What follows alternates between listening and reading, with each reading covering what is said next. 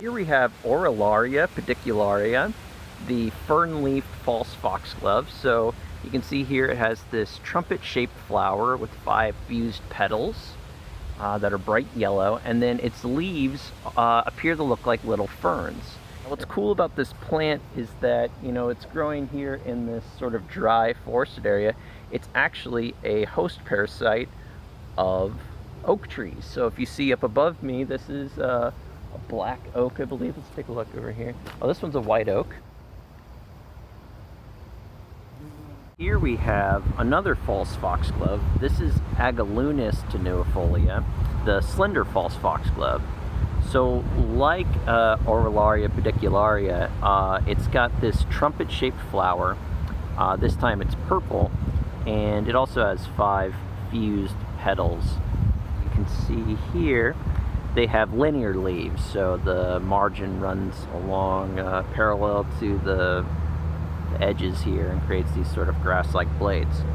As far as what this one parasitizes, because it is a parasite, or a hemiparasite, in that it does do photosynthesis but also draws nutrients from nearby plants, I can't get a confirmation, but I believe it likes to feed off of grasses, which we do have some grasses here. We also have some jewelweed here that's not doing too well. Lobelia Cardinalis is an iconic late summer flower due to its bright red petals and habit for growing in very rich waterlogged soils. This is a creek bed coming through here. Now, some of the prominent features of Lobelia include its 5-petaled flowers, 3 of which form a lower lip, and then a very prominent stigma coming up top here, which is the female part. Behind the flower are very linear, spiny sepals. The flowers form in an inflorescence raceme, which is a flower stalk. The leaves below appear in an alternating whorled pattern and have very fine crenulations along the edge. This is a very beautiful flower, and I always appreciate seeing it pop up in Rhode Island. Wow, you would never expect to see a flowering Allegan Tuberosa, let alone in a sidewalk here, at least in the park, but here it is, garlic chives.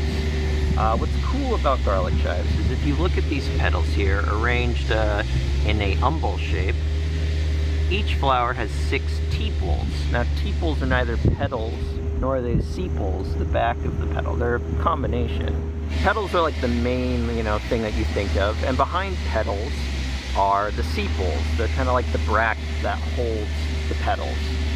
With these, with the lilioid monocots, they have undifferentiated petals from sepals.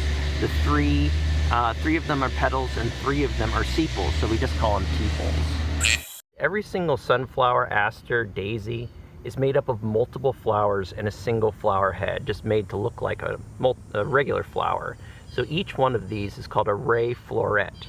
Each petal is basically its own flower with its own stigma. With daisies and asters, you are seeing a combination of ray florets on the outside and then disc florets in the center, which are tightly compacted. And again, you can see these in like devil's beggar ticks or other daisy-like flowers. Pretty crazy. The Whitewood Astor is pretty easy to identify, basically because it tends to always show up in these heavily wooded environments. But some other defining features that can help you notice this plant is, first of all, it has very long white ray florets. Again, this is a compound flower, so these are flowers all themselves, and then the center has the disc flowers. The inflorescence is arranged in a corymb, meaning that it's a flat top, but coming from several different nodes. The leaves themselves are generally serrated in sort of a heart shape, and especially towards the base, they get a lot more heart-shaped. Overall, just something you'll often see in a wooded environment, and it's just a fun fall daisy.